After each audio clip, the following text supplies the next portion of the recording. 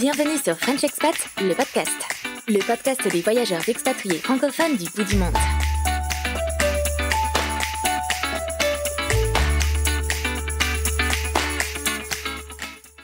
Bonjour à toutes et à tous, bienvenue dans ce tout nouvel épisode de French Expat, le podcast, épisode très spécial puisqu'il s'agit du tout dernier épisode de la saison 1, une saison entière qui s'est déjà écoulée depuis ce fameux 7 octobre 2019, date à laquelle nous publions l'épisode pilote d'introduction et la toute première interview, celle de Laura. Et aujourd'hui nous enregistrons déjà le 52e épisode, quelques 9 mois plus tard, 52 épisodes comme 52 semaines en seulement 9 mois, c'est absolument hallucinant. Alors aujourd'hui, on a décidé de vous proposer un épisode extraordinaire puisque je ne vais pas interviewer un ou une expatriée comme d'habitude, mais je vais plutôt partager mon micro avec la Dream Team de French Expat, le podcast, les drôles de dames du podcast qui vous fait le plus voyager dans le monde. J'ai bien entendu nommer Manon, Charlotte et Caroline. Salut les filles. Salut. Salut. Comment ça va? Ça va et toi? Moi ça va plutôt pas mal. L'heure du bilan?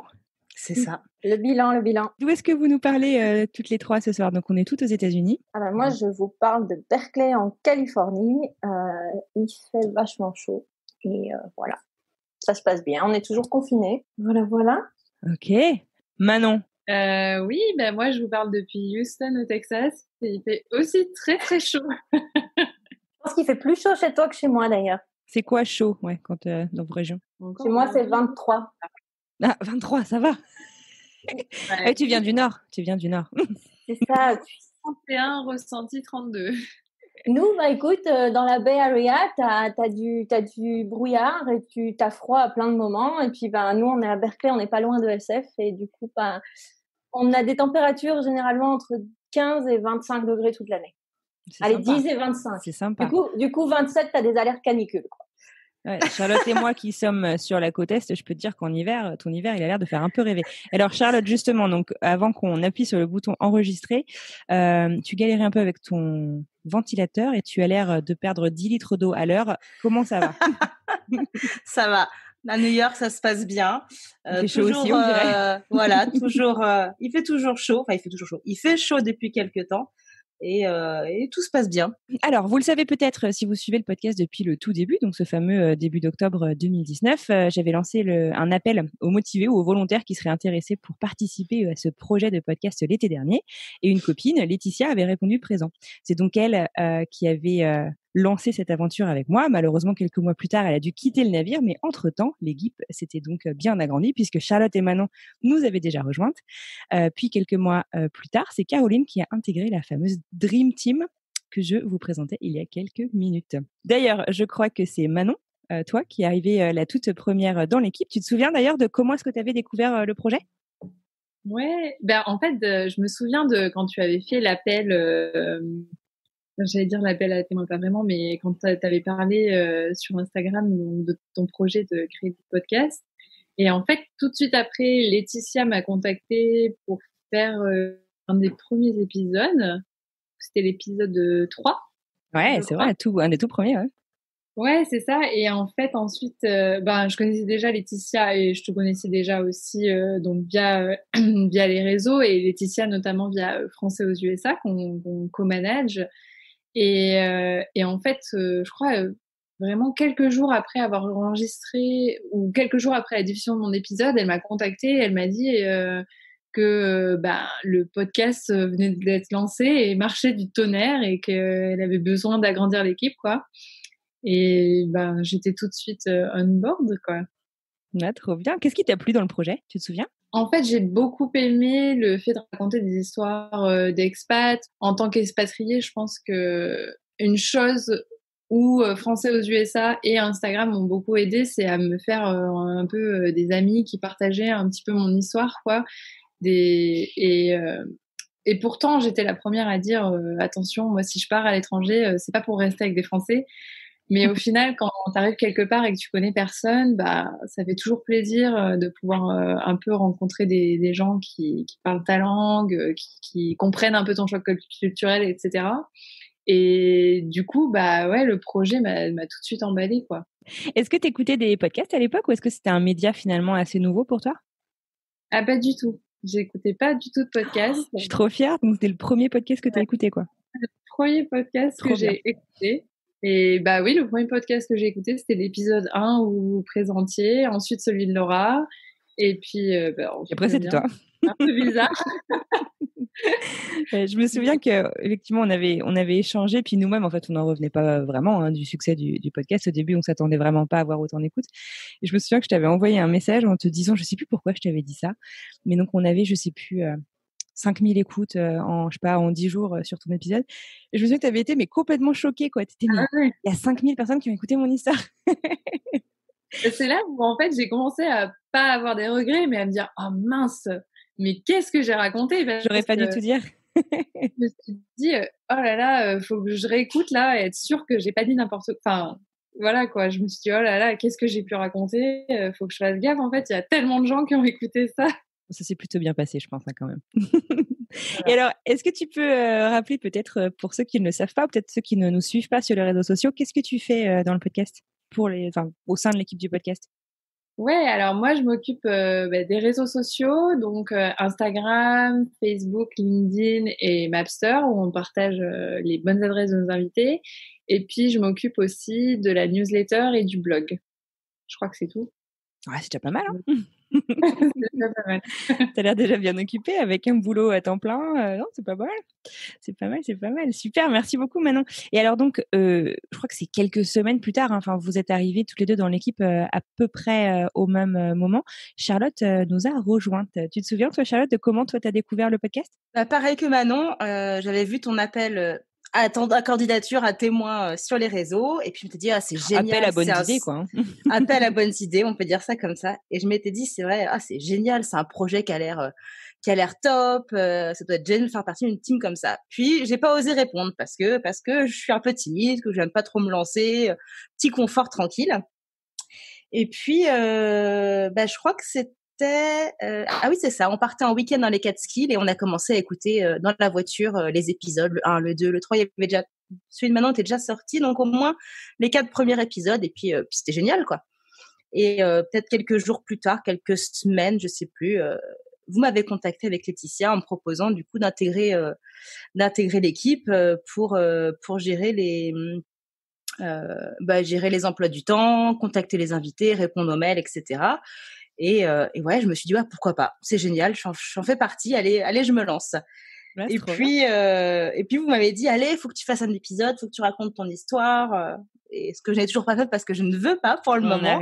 On n'arrive pas à la convaincre. Hein. Si vous avez des arguments, envoyez-les nous. Hein. Mais non. Mais par contre, je me suis prise au jeu de. Mais c'est ça. À Noël, en fait, on avait fait un épisode de Noël un peu de fin hors série, ouais. D'ailleurs, et du coup, le dernier épisode de Laetitia, parce qu'elle nous a quittés quelques semaines ou quelques jours après. Et en fait, ce que tu disais, quoi, c'est que donc dans cet épisode, on était toutes les 4 au micro, un peu de la même manière qu'aujourd'hui. C'est que là, tu t'es prise au jeu, quoi. Là, tu t'es dit non, mais attends, mais moi, j'aimerais bien, en fait. Ouais, complètement. Et poser des questions. Et enfin, c'est là que tu as eu un peu une petite révélation, non? Ouais, ouais, c'était ça. Et puis avec d'ailleurs le premier épisode que j'ai enregistré, ça a été ta sœur, c'est vrai Victoire. Ouais, c'était la première que j'ai enregistrée. Donc un peu de stress, voilà, le challenge quoi. Et en fait, ça a été c'était génial et j'ai adoré et j'adore du coup enregistrer nos invités et partager un moment de leur histoire qu'on partage après sur toutes les plateformes d'écoute. Ouais, franchement, j'adore en plus la manière que tu as de mener les interviews je pense qu'on a un style très différent et c'est hyper agréable en fait de contraster. Je pense nos approches, on cherche pas forcément la même chose et c'est normal qu'on n'a pas la même. Ouais. Et moi, j'aime beaucoup écouter les épisodes que tu fais et Manon aussi d'ailleurs, ça n'a pas fait autant. C'est vrai que Manon, elle en fait aussi, c'est chouette. Il manque plus que Caroline. Ouais. On essaie de motiver. Et toi alors, Caroline, raconte un peu comment est-ce que tu as découvert le podcast? Est-ce que tu t'en souviens? En fait, moi, je vous suivais déjà toutes. Donc, je vous suivais déjà toutes sur Instagram, etc. J'échange toujours avec vous toutes. Niveau perso, du coup, j'ai vu passer ton appel à candidature et je me suis dit, moi, c'était encore pire. C'était moi, j'ai pas le temps. J'aimerais bien, ça a l'air génial, mais ah là là, il faudrait que j'arrête de dormir. Déjà, je dors pas beaucoup. Ce que j'ai fait. Et je me suis dit, mais c'est trop bien. Enfin, vraiment super cool le projet et tout ça. Et puis, j'ai écouté les premiers épisodes. D'ailleurs, mon premier podcast aussi. parce que j'écoutais pas de podcast avant. Et donc voilà, non, C'est marrant ça en fait. Je crois que de toutes les quatre, en fait, toutes les trois, vous écoutiez pas vraiment de podcast avant, mais c'est un truc qui vous a parlé quand même. Enfin, comme média, c'est, je sais pas l'expliquer, mais je trouve ça assez intéressant. Notre gourou de podcast? Non, notre initiatrice de podcast, j'en sais rien. Moi, je préfère le mot gourou là pour le coup. Ok. Ouais, initiatrice, ça fait un peu bizarre. Hein. Influenceuse podcast. Ah bah oui, au moins. C'est ça. Et effectivement, donc ouais, on se parlait régulièrement sur Instagram. Et Caroline, tu me rappelles beaucoup ma grande sœur d'ailleurs là-dessus. Tu arrives avec ton tact légendaire, tu sais, tu vois qu'elle n'ose pas trop. Elle me dit bon. Écoute Anne-Fleur, c'est quand même dommage parce que t'as qu'une seule opportunité pour faire vraiment bonne impression et t'as des notes de podcast, il y a quand même des fautes de frappe, des fois des fautes d'orthographe. Tu veux que je les relise? Mais c'est trop drôle, je pense qu'elle nous l'a toutes fait sur Instagram, mais moi elle m'a déjà écrit pour me dire que dans mes captions, enfin dans mes légendes de photos, elle m'a déjà souligné des fautes. J'ai vraiment un toc, hein, j'ai vraiment un toc. Ah mais non, mais en même temps, tu sais quoi, je veux dire, si tu vois les fautes, moi j'ai aucun problème avec ça, au contraire, je suis complètement d'accord avec toi, qu'on a effectivement qu'une chance de faire une bonne première impression, donc à fond. Et donc du coup, en fait, quand elle m'a proposé de relire quelques trucs, ben moi j'ai un peu saisi l'opportunité et je l'ai intégré non pas à un mais à 2 podcasts en tant que du coup copie éditeur, et donc elle nous fait plein de choses, et notamment donc relire, et vraiment le job d'éditeur quoi, c'est des fois reformuler pour que la grammaire soit bonne, etc. C'est ça, Caroline? C'est ça, et les accents aussi, parce qu'on travaille toutes sur des claviers QWERTY, ou presque, je sais pas. Du coup, les accents, les accents, j'ai beaucoup de problèmes dans ma tête. Non, mais t'as raison, mais c'est vrai que moi, je t'avouerais que j'essaye même plus de les mettre les accents parce que je sais que tu vas les relire après. Donc, ok. Je suis très sincère. Et puis, il y a eu un soir, je crois que c'était le soir des Oscars, qu'on s'est décidé à faire ton interview, Caroline. Il devait être, je sais pas, 11h pour moi ici. Est-ce que tu te souviens un peu de cette première interview et comment est-ce que tu te sentais à l'idée de raconter ton histoire? Parce que toi, en plus, on parle de French expat, mais tu es belge. Ouais, French speaking expat, il faudrait renommer le truc. Ouais, c'est un peu moins sexy, mais ouais. Je te l'accorde. Moi, en fait, à la base, j'ai fait des études de journaliste. Du coup, j'ai plutôt l'habitude d'être à ta place qu'à la mienne. Donc, c'était un peu bizarre. Et en plus, j'avais un autre problème. C'était que j'étais en train de me dire, mais non, oublie pas que t'enregistres. Je sais que t'es copine avec elle, mais oublie pas de mettre un filtre. Je me rappelle t'avoir dit, est-ce que tu pourras couper ça, s'il te plaît? Je me souviens, on a raccroché. Et là, mais je crois d'ailleurs que je vous l'avais dit, les filles. Je t'avais dit, super épisode, très long épisode, mais j'ai une liste longue comme mon bras de trucs que Caroline m'a demandé d'enlever. C'est vrai. Enfin, un peu comme Manon avec ses 5000 écoutes et mon Dieu, qu'est-ce que j'ai dit? Moi, c'était avant que ça soit sorti, c'était oh là là, j'ai dit ça. Et puis alors, t'as mon mari qui me disait non, mais tu peux pas dire ça, tu vois. Bon, en tout cas, ça va. On a pu censurer ce qu'il fallait censurer. Écoute, il était toujours long, donc j'ai envie de dire que ça allait. Après le témoignage, plus personne voudrait être invité. Ils vont se dire oh là là, tout le monde a des regrets. Non, justement. Que je passe après ça. On enlève tout. ce qu'on me moi, j'enlève tout ce qu'on me demande d'enlever, pour le coup. Exactement, il y a rien. Même si je ronchonne, je le fais. Mais moi, j'ai pas été capable de me réécouter. C'est un exercice d'ailleurs. Je sais pas vous les filles. Enfin, moi, je sais que c'est un truc qui est même depuis mes tout débuts à la radio. C'est hyper dur, je trouve, d'écouter sa voix. C'est horrible.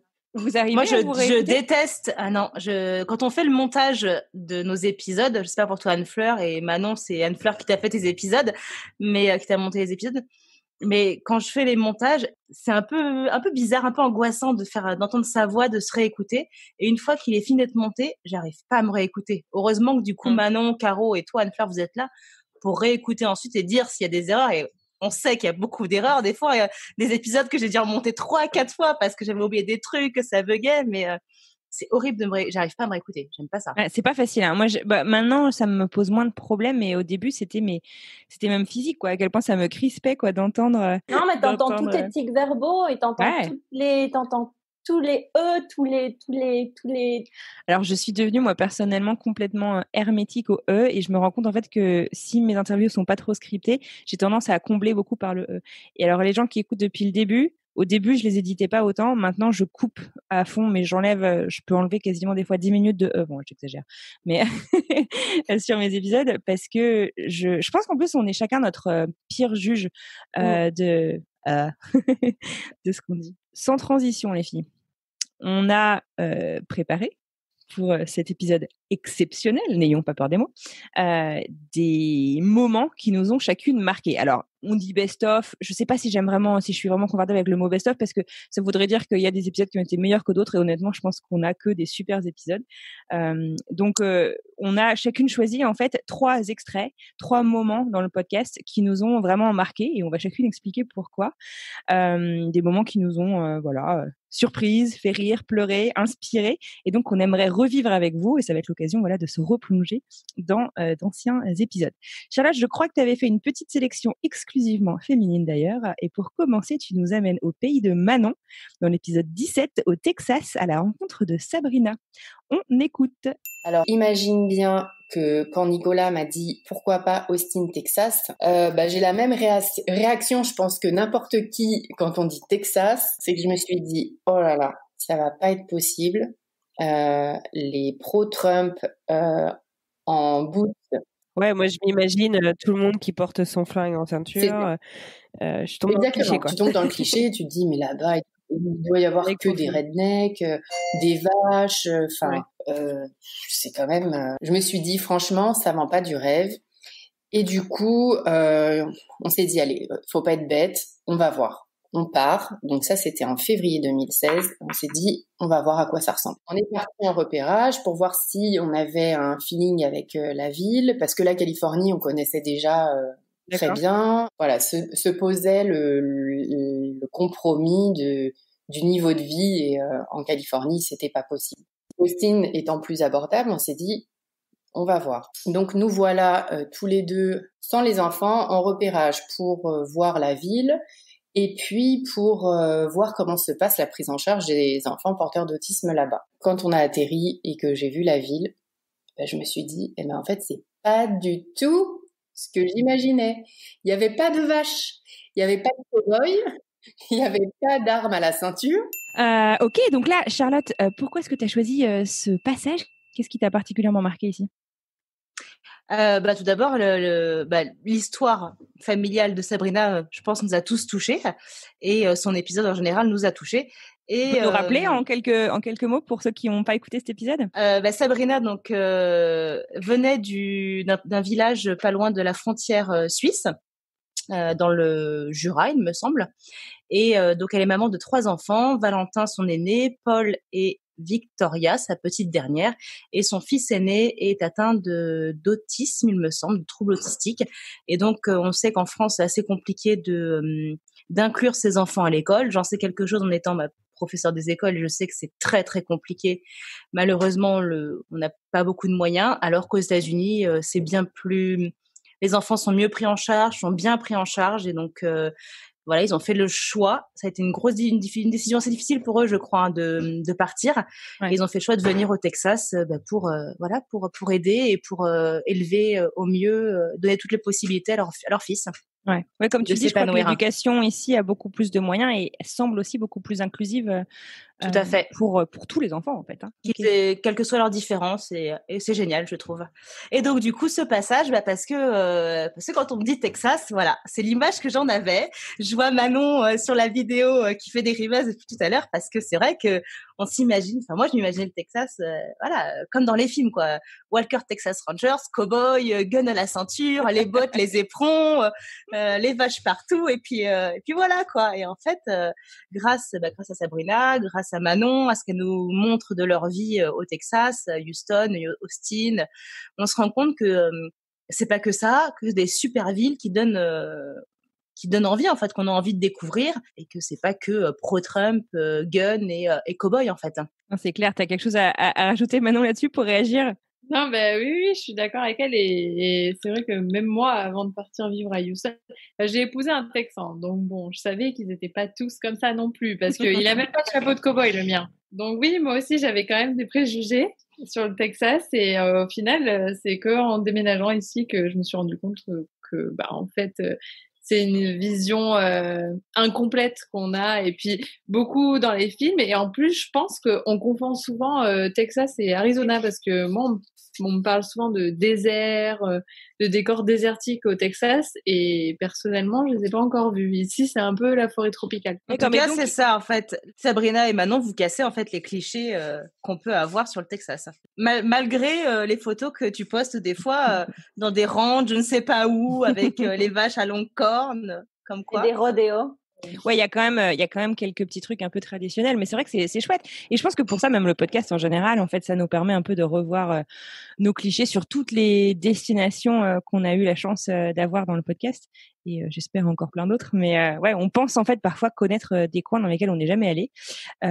Et en le disant, ça paraît évident qu'en fait on les connaît pas ces coins, mais les clichés on la vie dure quand même. Hein. Donc c'est important. Même, ce qui est bien, c'est que tu vois, l'expat a un regard qui est différent du touriste et qui est différent du local. Parce qu'il a un regard extérieur, mais en même temps, il est là depuis longtemps et il vit sur place. Donc, c'est quand même autre chose que le touriste et autre chose que le local. Alors, justement, donc Manon, toi, un des premiers extraits que tu as choisi, on reste dans le sud, puisque tu as décidé de donner la parole à Johanna, qui est photographe, qui vit au pays de Disney, si mes souvenirs sont bons. Je vous propose d'écouter et on en discute juste après. Et là, je me suis dit, oh là là, mais j'ai rien fait de ma vie. Bon, j'exagère, hein, mais j'ai rien fait. Et puis, j'avais tellement envie de voyager. Et puis, j'étais dans une relation qui me rendait pas particulièrement heureuse. Donc, du coup, un matin, je me suis levée et j'ai eu le déclic. Et j'ai dit, bon, allez, ça suffit. Il faut que je réalise mes rêves. Il faut que je réalise mes rêves. C'est fort, ça. Parle-nous un petit peu de pourquoi tu as choisi cet extrait, Manon. Ah ouais, moi, en fait, l'interview de Johanna, elle m'avait beaucoup marquée, déjà parce que je connaissais pas du tout le parcours Disney, l'expatriation Disney. Ouais, moi non plus, ouais. Franchement, je suis persuadée que si je l'avais connue avant d'être ici, je l'aurais fait. En écoutant son épisode, je me suis dit, oh mince, j'aurais dû faire ça. Excellent. Parce que, en fait, donc, je suis arrivée aux États-Unis par un visa étudiant en faisant mes études ici, et du coup déjà cet extrait a beaucoup résonné en moi parce que c'était mon rêve de partir un an aux États-Unis, et j'ai toujours été à fond en mode non mais moi je réaliserai mes rêves, je laisserai pas la vie mettre des bâtons dans les roues, et du coup j'ai beaucoup aimé quel est cet état d'esprit de allez hop, je réalise mon rêve, quoi. À un moment donné, il faut se dire, ok, on s'y met et on le fait, parce que quand on laisse traîner, c'est comme ça que les rêves après restent un peu derrière nous. Ouais, et puis il reste des regrets qu'on traîne toute notre vie. Vous avez eu des déclics comme ça, vous ? Ouais, voilà, du coup, je me suis bien reconnue parce que j'ai eu ce déclic en décidant d'aller étudier. Où j'ai dit non, c'est bon, cette fois j'y vais et je vais trouver les moyens. Ouais, comme quoi, il faut se donner les moyens. Et effectivement, des fois, et les déclics, des fois, c'est marrant parce qu'ils tiennent à pas grand-chose en fait. Hein. Il se passe un truc. Je pense qu'en fait, je sais pas, c'est ma théorie à 2 balles de la psychologie de comptoir, mais il y a sûrement une accumulation, tu vois, un peu de facteurs. Et puis un jour, c'est la petite goutte d'eau qui fait déborder le vase. Du coup, on se dit, mais ce qu'il a fait vriller, c'est pas grand-chose. Mais en fait, bon, il y a quand même tout un historique. Caro et Charlotte, vous avez eu vous des déclics par rapport aux États-Unis ou par rapport à l'expatriation, l'envie de voyager aussi, ou pas du tout? Moi, j'ai toujours eu envie d'habiter dans un pays anglophone, mais il n'y a pas eu de déclic réel. J'étais allée aux États-Unis quand j'avais 17 ans et je m'étais dit, j'aimerais bien habiter là un jour. Mais tu sais, c'était hyper abstrait. Et j'ai eu un déclic après les quelques années où j'ai habité à Lyon. Le déclic, c'était je veux aller ailleurs. Et j'aimerais bien un pays anglophone, tu vois. Ouais. Du coup, je sais pas si on peut parler de déclic, parce que c'est comme tu dis, ça s'est fait sur plein de petites choses, et c'était un peu il faut que j'aille ailleurs parce que ici c'est pas adapté pour moi. Mais un déclic, Londres, ça a été un bon déclic.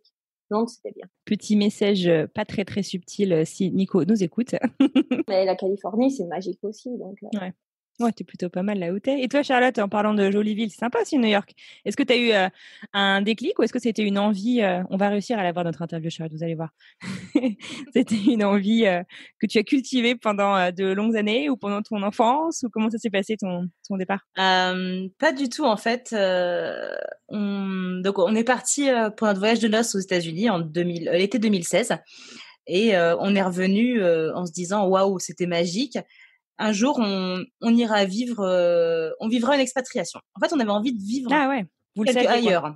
Mmh. Ouais, on voulait vivre ailleurs, mais on savait pas où forcément.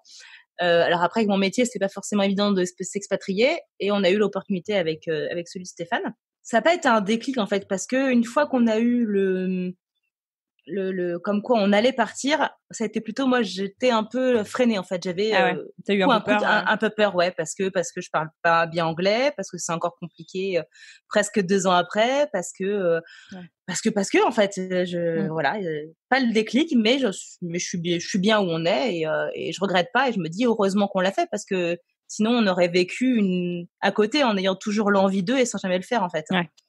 Et comme dit Manon et comme dit Johanna, faut vivre ses rêves, faut vivre sa vie, donc faut le faire en fait. Et heureusement qu'on l'a fait finalement. C'est une très très belle conclusion, ça, ma petite dame. Et une grande citation de Ali McBeal ici, qui prend toute sa place. Et je crois qu'un jour ils disent les choses qui valent vraiment la peine, c'est les choses qui te font peur en fait. Si t'as peur, c'est que ça vaut le coup. C'est trop vrai, mais elle a trop raison. Tu vois. Non, mais la philosophe. Non, et c'est vraiment ça. Si tu flippes, c'est que tu as quelque chose à perdre, en fait. Et du coup, et donc à gagner. Voilà. C'était la minute philosophie. Voilà. Ah là là, moi je dis chin-chin. Super. Caro philosophe. Alors justement, toi, Caroline, tu as décidé de nous faire rêver et de nous parler voyage avec l'épisode de Fanny et de son Bobby. Je me souviens de cette interview, j'avais adoré découvrir leur univers qui est si particulier. Ils sont d'ailleurs actuellement en pleine traversée des US dans leur van. On va écouter l'extrait que tu as choisi. Après, on a fait des choix, tu sais, c'est pas toujours les bons par moment, mais ce qu'on s'est dit, c'est que peu importe le choix qu'on fera, il faudra qu'on l'assume. Et il faudra qu'on vive avec. Et tu vois, Louisville, on s'était dit, moi, je suis arrivée à Louisville avec 4 valises, Anne-Fleur. Je suis arrivée avec toute ma life. On a adopté un chien cette année. Enfin, tu vois, on était là, on y croyait, quoi. On pensait vraiment que c'était la prochaine étape de 3 ans au moins, que peut-être on pourrait évoluer. Enfin, voilà, tout ça, on était à fond. Et puis après, au milieu, là, on s'est dit, bon, en fait, il faut qu'on fasse quelque chose parce que là c'est plus possible, et du coup voilà, on sait pas trop de quoi sera fait l'avenir, mais en tout cas ça va bouger, ça c'est sûr. D'accord, ok. Alors pourquoi est-ce que tu as choisi cet extrait, Caroline? Alors en fait déjà j'ai adoré l'épisode, j'ai adoré leur histoire. Tu la connaissais avant ou tu as vraiment découvert une nouvelle personne? Ouais. J'ai découvert une nouvelle personne, je l'ai découverte via le podcast, et maintenant j'adore la suivre, et ils ont un blog où ils parlent de l'aménagement de leur van qui est absolument passionnant, tu le lis, t'as envie de te barrer. Et donc voilà, ce que j'ai vraiment adoré dans l'extrait en tant que tel, c'est le côté on a pris une décision, on est allé quelque part, on a eu le cran de se dire ok, les attentes qu'on avait et la réalité ça colle pas, et du coup on part, on bouge, parce qu'on n'est pas figé. J'ai adoré le côté pas figé qu'ils avaient, le côté où ils se sont remis en question, où ils assument leur choix du fait que voilà, il y a le gap entre l'idéal que t'as de te dire machin, je vais aller à Louisville et ça va être toute ma vie, regarde, j'ai mon chien, on va s'installer, on va rester là 12 ans et ça va être trop bien, et puis de se dire en fait on se plaît pas ici, ça nous convient pas, viens, on aménage le van et on se casse. Ouais, c'est ça qui est dingue, c'est vrai. Et je crois d'ailleurs que de mémoire, ça fait maintenant quelques mois cet épisode, mais ils ont commencé à travailler sur leur van parce que c'était un hobby pour le week-end, quoi. Parce que la vie, c'était pas évident, quoi. Point de vue administration, ils ont eu pas mal d'emmerdes. Et ça a commencé vraiment d'un hobby le week-end de construction. Ils en ont fait un palace, le truc, sur 4 ronds quand même. J'ai trop hâte d'ailleurs parce qu'ils doivent normalement venir faire un tour dans mon driveway à Boston cet été. Mais ouais. Mais voilà, donc je vous en parlerai à ce moment-là. Mais ouais, non, c'est vrai que ils sont assez impressionnants, quoi. On parlait de déclic il y a 2 secondes, et maintenant c'est on prend pas racine, quoi. S'il y a un truc qui nous plaît pas, peut-être que c'est une bonne idée de passer à autre chose, quoi. Et d'aller chercher ailleurs. Ça encore, c'est une grande phrase. Écoute, je pense que je vais peut-être commencer un petit livre des citations de Caroline. Non, mais c'est vrai, si t'aimes pas où t'es, tu bouges, t'es pas un arbre. Voilà. Ouais, non, mais ça paraît évident à dire, mais c'est pas toujours facile à mettre en œuvre, hein. Surtout quand tu par l'immigration, des choses comme ça, c'est pas facile, hein. Non, c'est clair, il faut avoir le courage de prendre la situation et de dire, écoute, ça me convient pas, on change. Elle se complète bien avec Johanna dans le sens où t'es en mode, ok, comme tu dis, on bouge pas, on bouge, on n'est pas un arbre. Et en plus, maintenant, je réalise mon rêve, step by step. De toute façon, ça demandera toujours des steps, mais me donne les moyens d'y arriver, quoi. Ouais. Et du coup, toi, Anne-Fleur, ton extrait, qu'est-ce que c'est? Vends-nous du rêve. Alors, je ne sais pas si je vais vous vendre du rêve. J'ai essayé de vous partager un extrait de ma toute première interview. Je vous en parlais en tout début d'épisode. C'était Laura dans mon salon à Boston.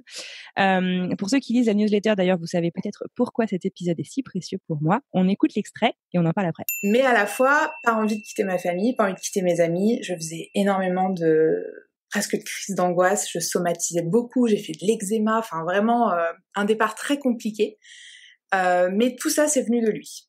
Voilà. Et j'ai décidé de lui faire confiance et de me lancer dans l'aventure et de voir comment ça pourrait évoluer. Alors, ce qui m'a en fait beaucoup marqué dans cet épisode, et c'est marrant parce qu'on s'est pas du tout concerté pour le choix de nos extraits, mais c'est que elle avait une grande envie de découverte, mais clairement dans sa première expatriation, donc quand ils sont partis la première fois en Californie, le moteur de son expatriation, ça a vraiment été son mari. Mais Laura, faudrait que je lui demande un jour quel signe astrologique elle est.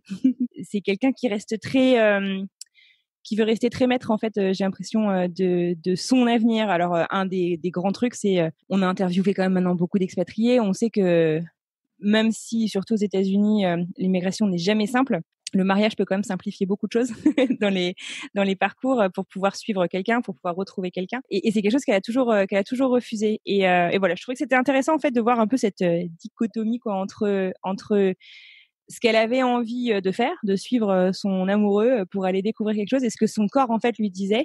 Non, en fait, c'est mort, on n'y va pas. Manon, tu me fais signe, tu dis que toi aussi, t'as eu ça? Ah oui, moi pareil. Et puis en plus, moi, je suis très girl power, donc quand la question s'est posée au bout de 2 ans de relation à distance, de dire j'essaye de venir aux États-Unis, quoi. La même chose que Laura, hein. J'ai fait de l'eczéma aussi. C'est vrai? Et j'ai dit non, moi je vais me faire sponsoriser. J'ai dit non, je vais pas me marier. Il est hors de question que je me marie pour les papiers, quoi. Exactement. Et en fait, je pense que c'était très psychologique de me dire je veux pas qu'on dise, et en plus on me le dit souvent, de toute façon toi ça va. Moi aussi on me le dit tout le temps. Et faites 2 ans de vivre, 2-3 ans ou plus de vivre loin de la personne que vous aimez, etc. C'est pas si facile. Mais du coup je me suis beaucoup reconnue parce que j'étais là, non, moi je vais me faire sponsoriser. Puis bon, quand pendant 1 an te plaît à des travails et que tu comprends qu'en fait même un master, t'es pas si spécial que ça. Non, mais c'est ça, en fait, il y a la théorie et la pratique, quoi. Enfin, on a tous envie, en tout cas, je sais pas, mais en tout cas, moi, je partageais aussi peut-être cette envie de réussir à faire tout seul. Puis finalement, après, moi, en tout cas, personnellement, je suis arrivée à la conclusion que c'est pas une tare d'avoir demandé un coup de main, quoi. Et puis finalement, je me dis que 13 ans après, on est toujours ensemble, donc on s'est pas complètement perdu, mais... Moi, je suis arrivée à la conclusion, je me suis dit, mais en fait, je me marie pas pour avoir des papiers, pour avoir la green card, quoi que ce soit. Je me marie pour être avec l'homme que j'aime. C'est ça, pour passer ta vie avec lui. Pour être avec lui. Donc, au final, c'est encore plus beau, je trouve. Mais c'est clair, c'est une jolie manière de dire tout ça. Et alors justement, en parlant de départ, donc de comment est-ce qu'on fait pour quitter alors la France ou son plat pays, Caroline. On a fait pas mal d'épisodes sur le sujet, le bilinguisme, comment est-ce qu'on prépare les enfants à leur bien-être, à réussir à les préparer aussi au fait qu'on va parler dans une autre langue. On a eu des épisodes et des témoignages hyper intéressants sur le sujet. Et un épisode qui vous a beaucoup plu et qui semble t'avoir marqué, donc Caroline, c'est celui sur le bilinguisme avec Audreyne et Lisbeth. Et justement donc sur comment aider nos enfants à vivre dans un nouveau monde avec au moins 2 langues. Donc on va écouter. Déjà, il va falloir que tu acceptes que l'anglais est devenu sa première langue. Et que le français, au départ, et que le français du coup est en second en fait. Ouais. Et quand tu comprends ça et quand tu l'acceptes, surtout, du coup tu laisses passer le français en fait. Ouais. Mais c'est délicat quand même de laisser passer le français par. Du coup, moi, cet épisode-là, en fait, je l'ai trouvé déjà passionnant au point de vue parce que tu partages, t'as Lisbeth donc qui est l'extrait qu'on a écouté, T'as Lisbeth qui partage son expérience avec ses 2 enfants, donc je sais plus exactement quel âge elles avaient, mais elles étaient en âge d'aller à l'école. Et du coup, t'avais Audreyne pour le côté pro, et je trouvais que l'épisode était super intéressant parce que moi j'ai une petite fille qui a 19 mois, et bon pour l'instant avec le lockdown on sort plus, donc elle est plus des masses en contact avec l'anglais, mais bon dans un futur relativement proche, elle va potentiellement aller à la crèche ou des choses comme ça, et du coup elle va être en fait en contact avec l'anglais, et c'est vrai que ça m'a particulièrement interpellée d'écouter en fait la relation que tu peux avoir avec ta langue maternelle et la langue du pays où tu habites, et je sais pas, je trouvais que l'épisode faisait vraiment réfléchir et t'aider à te projeter, parce que c'est une chance de grandir avec les 2 cultures, c'est une chance de grandir avec les 2 langues, et en fait t'as pas envie de faire une connerie et de laisser passer ta langue derrière, ou de retrouver avec un gamin de 15 ans qui te dit moi le français de toute façon je m'en fous. Ouais, non mais c'est vrai, et c'est franchement un super compliment que tu peux nous faire, Manon, quand on a travaillé sur cet épisode, et Charlotte qui m'avait beaucoup aidé d'ailleurs sur la préparation des questions d'Audreyne, je me souviens, c'est de dire que ça t'a aidé à réfléchir, ça t'a aidé tout court en fait. C'est franchement un super beau compliment. Mais c'est vrai que c'est des vraies questions quoi. On a des enfants pas toujours aussi jeunes d'ailleurs, mais qui arrivent et finalement on leur offre 2 bagages, mais qu'est-ce qu'ils en font ces bagages, et comment est-ce qu'on peut les aider à gérer tout ça. Et c'est vrai que forcément moi c'est des questions que je me pose un peu plus depuis que je suis devenue maman. Avant c'était un peu du miracle le fait que je parle anglais d'ailleurs, donc donc c'était pas complètement gagné d'avance. Mais moi perso, tu vois, je trouvais que le lockdown, il m'a vachement aidée. Moi, c'est Félix, mon petit garçon, qui a presque le même âge que ta fille. Il allait dans une crèche, tu veux, anglophone, où on parle anglais et un petit peu espagnol. Il a été gardé avant par une nounou américaine, donc il parlait que anglais. Et ma grande crainte, si tu veux, c'était ok, est-ce que moi je suis assez quoi pour est-ce que ok, on lui raconte des livres en français, mais enfin bon, voilà quoi, je lui parle et c'est vrai que je suis très bavarde, mais je suis pas sûre de compenser, si tu veux, 8 heures de crèche dans la journée. Et en fait, le lockdown a coïncidé avec l'apprentissage de la parole. Et finalement, j'ai l'impression qu'on a pu rééquilibrer un petit peu l'input de français qu'il pouvait avoir par rapport à l'anglais. C'est clair. Nous, on n'est que français, on parle que français à la maison, et tu vois, même de sortir juste et de voir des gens, elle entendait de l'anglais, et là en fait elle en entend plus. C'est la balance inverse en fait. Mais je me dis que de toute manière, nous, l'anglais va compenser après, quand elle ira à la crèche ou quand elle ira à l'école, c'est bon. Ouais. Ça va tout déséquilibrer, donc quelque part on profite maintenant de lui. Et toi, Charlotte, qui du coup tu travailles, tu fais un petit peu des after school en français sur New York. Est-ce que tu as des commentaires un peu à faire justement sur l'apprentissage des 2 langues chez les enfants? C'est des éponges, parce que là, je vais parler pour un des élèves qu'on a à l'école, parents américains tous les 2. Il n'a pas du tout de famille francophone. Il n'entend le français que 1 heure par semaine à l'after school, et il le parle, mais tellement bien, c'est impressionnant. Alors après, peut-être qu'il a un don pour les langues. Peut-être que s'il apprenait notre langue, ce serait pareil. Mais il le parle super bien. Donc les enfants sont des éponges, et je pense qu'il faut pas avoir peur de se dire mon enfant ne parlera pas français, ou ne parlera plus. Peut-être qu'il le parlera moins bien qu'un francophone, un natif.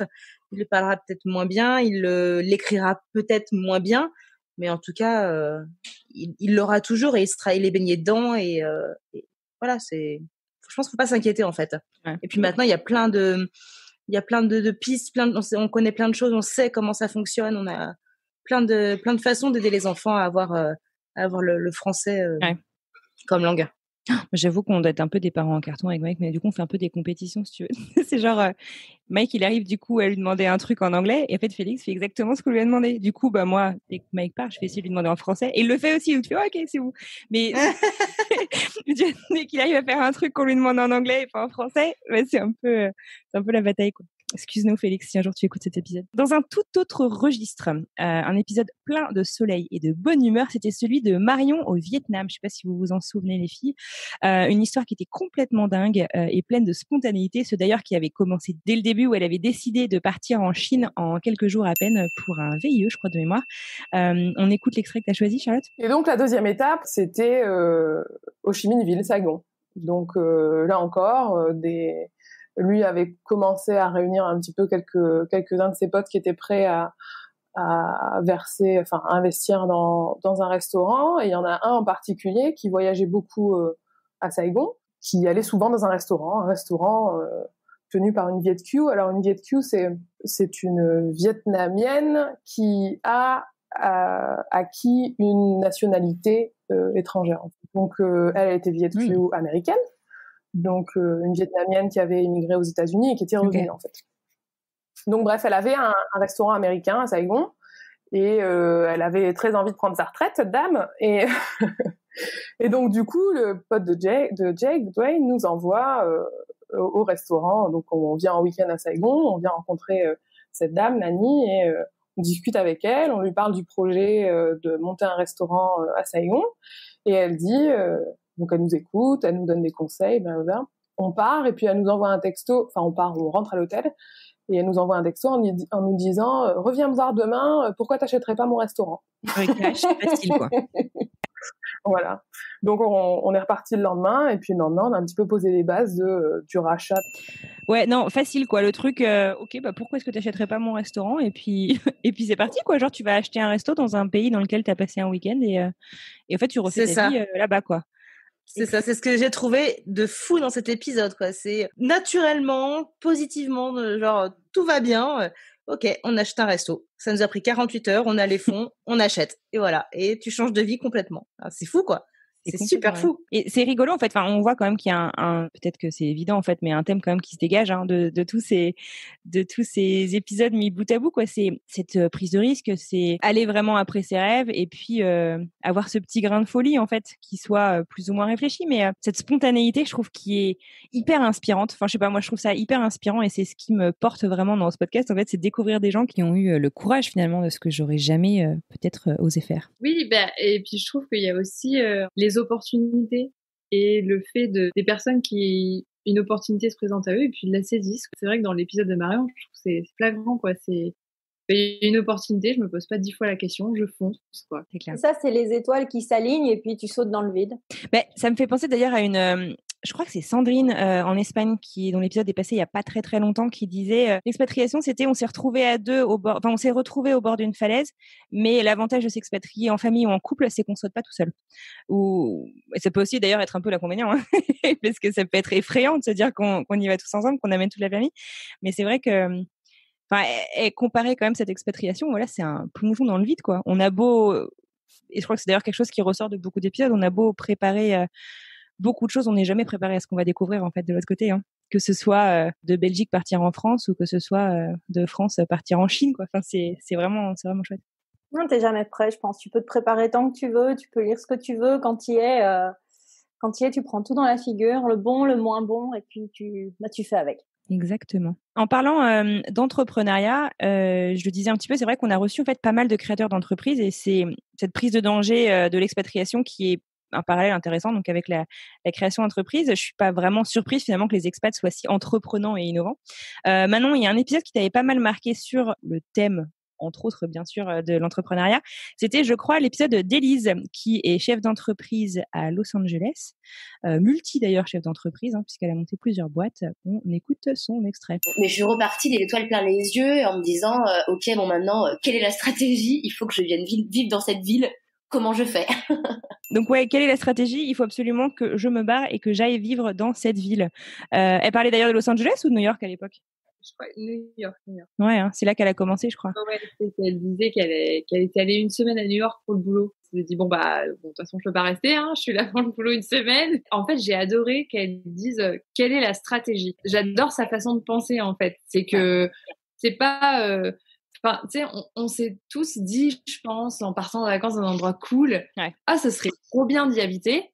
Et en fait, je me suis dit, Élise, elle s'est pas dit, ça serait trop bien d'y habiter. Elle s'est dit, quelle est la stratégie pour que je revienne. Elle l'a fait. Et j'ai trouvé ça génial. Et j'ai adoré l'épisode d'Élise, en fait, de A à Z, dans le sens où Élise, quand elle parle, elle est super dynamique. Et j'ai adoré le côté entrepreneur parce que c'est un truc où moi, j'adorerais le faire. J'adorerais créer ma boîte. J'adorerais, en plus, le domaine dans lequel elle a créé, clairement, c'est un domaine qui me fait rêver. Le voyage, j'adore ça. Et je me suis dit, purée, elle a eu trop le courage de faire un truc que moi, j'aurais pas eu le courage de me lancer. Et elle a fait un truc super. Et je l'admire beaucoup pour ça. C'est vrai qu'elle était impressionnante, surtout que voilà, elle n'avait pas d'attache particulière aux États-Unis à part un coup de cœur qu'elle a eu pour cette ville qui dort jamais, comme on dit à New York. Et elle est rentrée, elle a tout fait pour revenir et elle y a réussi d'ailleurs parce que ça veut faire bientôt 10 ans qu'elle est aux US maintenant. Ah ouais. Et pourtant, je te vois très bien Manon là-dedans pour rebondir à ce que tu viens de dire sur Élise. Mais c'est vrai qu'on parlait d'entrepreneuriat de manière générale, enfin pas forcément du cas d'Élise ou de ce que tu disais Manon, mais l'entrepreneuriat aux États-Unis est quand même hyper facilité, je trouve, par rapport à la France. Tu m'avais dit ce serait bête de pas le tenter. Bon, après, en fait, ouais, enfin, je pense qu'en fait, tu prends des risques minimum. En fait, ce qui est chouette aux États-Unis, je trouve, c'est que tu peux tester une idée très facilement. Tu vois, bien sûr, ça veut pas dire que tu vas monter le prochain Google. Tu peux tester une idée, alors qu'en France, il te faudrait tout un cadre légal pour pouvoir le faire, qui du coup, t'as un coût, il faut t'entourer, il faut connaître les bonnes personnes, il faut avoir aussi, t'as une barrière aussi temporelle, quoi. Il faut prendre le temps de le faire. Et ici, c'est vrai que je trouve qu'on facilite beaucoup l'expérimentation, qui est du coup vachement propice à jouer. Moi, je trouve que c'est un peu un terrain de jeu, quoi. L'entrepreneuriat, c'est assez chouette comme ça. Et puis en France ou en Europe, j'ai l'impression que si tu fails, si tu n'y arrives pas, en fait, t'es un peu fiché, quoi. T'as pas réussi, t'es tombé, c'est mort. Ici, tant pis, tu tombes, tu te relèves et tu recommences et tu crées autre chose et tu te perfectionnes et il y a plus de facilité, je pense, qu'en Europe, en tout cas. Ouais. C'est ça, j'allais justement dire pareil que Charlotte. Et en plus, ici, si tu rates, il y a personne qui va voir ça comme un échec. Parce que en Europe, quand tu te plantes, t'es un peu, t'es celui qui t'es le perdu, quoi. T'as un échec sur ton CV, mais mon Dieu, comment est-ce que t'oses postuler chez nous? Alors qu'ici, ils voient vraiment pas ça comme un échec, ils voient ça comme une expérience. T'as appris des trucs. Tu t'es peut-être cassé les dents, mais ils vont t'admirer pour ça, en fait. Je me suis dit, elle a fait un truc hyper cool que j'admire beaucoup. Et je trouve ça super cool qu'elle l'ait fait. Et ouais, j'ai beaucoup aimé le fait qu'elle en parle de manière stratégique. C'est pas, du coup, elle va au-delà du truc, le rêve, où le rêve, c'est un peu, on sait pas trop si on va l'atteindre ou pas. Elle, c'est le plan stratégique, quoi. C'est direct. Ouais, c'est pas un rêve, c'est un objectif en fait. C'est pas j'aimerais bien, c'est je veux quoi. Attends, ça me fait penser dans la série Citation Ali McBeal, c'est ce qu'ils disent beaucoup les Américains, c'est a goal without a deadline is a dream or a wish. Mais en gros, c'est pas un objectif si tu te dis pas pour telle date je l'aurais fait, je sais pas, dans les 5 prochaines années j'aurais monté ma boîte ou dans les 3 prochaines années j'aurais déménagé au Japon, tu vois. Mais je voulais d'ailleurs rebondir sur, on parlait de la culture de l'échec. Je pense qu'en France c'est un petit peu en train d'évoluer quand même tout ça. Il y a un podcast. Je vais vous parler quand même d'un de mes petits podcasts chouchous qui s'appelle La Leçon. Je sais pas si vous connaissez, avec Pauline Grisoni, qui est une ancienne d'ailleurs journaliste pour Cosmopolitan. C'est une nana d'abord que je vous invite à suivre sur Instagram parce qu'elle est hyper rigolote, elle est vraiment hyper intéressante et elle interviewe en fait des personnalités sur leurs échecs en fait et sur qu'est-ce que t'as planté dans la vie et comment est-ce que t'as réussi à t'en dépêtrer. Et elle met un point d'honneur d'ailleurs à ne pas interviewer ces personnes-là juste après leur échec. Je crois que je sais plus quels critères elle met, mais elle s'assure, si tu veux, que les gens ont pu prendre suffisamment de recul pour pouvoir apprendre de leurs échecs. Et c'est des épisodes du coup qui sont passionnants sur qu'est-ce qu'un échec a pu nous apporter dans notre parcours personnel, professionnel et tout ce qu'on veut. Donc, je vous le recommande. Petite parenthèse. Alors, c'est rigolo parce que je vous le disais qu'on ne s'est pas du tout concerté en sélectionnant nos épisodes, nos extraits. Mais moi aussi, c'est un extrait d'un entrepreneur que j'ai choisi. Il s'agit d'Emmanuel de l'épisode 4, qui est papa de 4 enfants qui habite à Boston, qui est d'ailleurs en train de préparer actuellement son retour en France. Il s'est expatrié 3 fois à Boston, une fois en solo en tant qu'étudiant, puis en couple, puis en famille. C'est le cofondateur et le PDG de Home Exchange, un site d'échange de maisons. On écoute son extrait. En tout cas, moi, ce que j'espère garder si jamais je reviens en France un jour, ça sera justement le fait de bouger le week-end et d'aller explorer, parce que la France c'est un pays superbe et on doit pouvoir faire autant de choses qu'en Nouvelle-Angleterre. Donc saisir toutes les opportunités qu'on a en fait. C'est vrai qu'en tant qu'expat, moi je sais que c'est une des réflexions que je m'étais faite, c'est que j'avais l'impression d'être beaucoup moins ennuyée par le quotidien parce que on est beaucoup plus dans un mode où on cherche à profiter un peu de chaque moment qu'on passe par ici, quoi. Oui, parce qu'en fait, quand t'arrives, tout est nouveau, donc il y a l'émerveillement de la découverte. Et puis au fur et à mesure que tu passes un peu de temps, tu sais que, en tout cas nous, c'est notre projet de famille, on va pas rester toute notre vie aux États-Unis, on a envie de réimporter les enfants en France avant qu'ils soient adolescents. Et du coup, on se dit, tiens, si jamais on a envie de faire les grands parcs américains, ou si jamais on a envie d'aller voir, je sais pas quoi, New York avec les enfants, du coup, il faut qu'on le case, il faut qu'on s'en occupe, etc. Alors que on s'est jamais dit la même chose sur aller voir, je sais pas quoi, Berlin avec les enfants quand on était à Paris, alors que en fait, on aurait pu aussi, quoi. Voilà, j'ai trouvé que c'était super intéressant en fait cette culture de il faut saisir chaque instant et je pense que peut-être le fait d'être loin, alors j'allais dire de la maison, c'est d'ailleurs un truc que Caroline expliquait dans son épisode, je me souviens Where is Home, mais en fait d'où on vient, quoi, de là où on a grandi, de la mère patrie entre guillemets, et on se rend compte peut-être de le côté extraordinaire peut-être des moments, et je pense qu'on les saisit tous, on les saisit un petit peu plus, et de saisir chaque opportunité d'aller découvrir tout ça. Et puis je trouvais que c'était effectivement super intéressant en fait de se dire quand je rentre en France, si je rentre en France, et pour le coup lui c'est ce qu'il est en train de faire, d'essayer d'exporter un peu cette mentalité. Entre mes 2 expatriations aux US, j'ai passé 3 ans en France, et effectivement, en fait, pendant ces 3 ans en France, je crois que j'ai exploré beaucoup plus l'Europe et la France que je n'ai jamais fait, en fait, avant, ce qui paraît complètement dingue. Ça veut pas dire que je foutais rien, hein, mais je crois que quand on sait qu'on a le temps, je vais vous avouer même un truc, la honte, c'est Mike, mon mari américain, qui m'a amené au Louvre pour la première fois. Le Louvre était à quelques stations de métro de chez mes parents. Bon, après, j'ai pas grandi à Paris, hein, mais ouais, un peu la honte, quoi. J'ai pas, voilà. Ah, moi, je suis totalement d'accord avec toi, en fait, parce que depuis qu'on est ici, on bouge beaucoup plus. Quand on était à Londres, on a bougé pas mal parce que c'était facile de voyager en avion et tout. On a bougé énormément quand on était à Londres. Mais alors, quand on a su qu'on partait aux US, mais alors là, on a booké des city trips. On n'était jamais là le week-end parce qu'on savait qu'on avait une deadline. Et c'est vrai que je rejoins ce que dit Caro. Et nous, on était un peu pas plan-plan, mais en France, voilà, le petit train-train quotidien. Le week-end, on allait voir les parents dans la maison, les barbecues chez les copains, les soirées copains et tout. Alors ici aussi, on le fait, mais on a plus envie de alors, peut-être que c'est aussi le fait de vivre dans un appartement qui est plus petit que là où on était. On avait un très très grand appart. Là, on est, on a divisé par 2 notre superficie, donc on est plus l'un sur l'autre, donc on a plus envie de sortir aussi, de découvrir, et donc du coup, on a plus envie de découvrir tous les week-ends, de sortir, de profiter un max, parce qu'on sait pas combien de temps on sera là et de ce que l'avenir réserve, quoi. Ouais, exactement, ouais. Ouais. Et c'est vrai qu'il y a aussi, je pensais à ça, peut-être que, je sais pas Caroline si tu me rejoindras là-dessus, parce que tes premières expatriations ont été pas très très loin finalement de chez tes parents, enfin de là où tu as grandi. Est-ce que tu te sens peut-être plus libre en étant plus loin? Ça veut pas du tout dire que tu veux pas aller voir ta famille, mais quand je sais pas, j'imagine en fait que quand tu es plus près de ta famille, tu rentres du coup, enfin, je me souviens d'un type que j'avais rencontré, un Français, en 2007. Alors, ça remonte un petit peu lors de mon stage à Buffalo, qui me disait, bon, le problème de l'expatriation, moi, je veux pas rentrer voir ma famille. Bon, il était un petit peu extrême parce qu'il dit, en fait, sinon, j'ai l'impression que ma famille possède toutes mes vacances.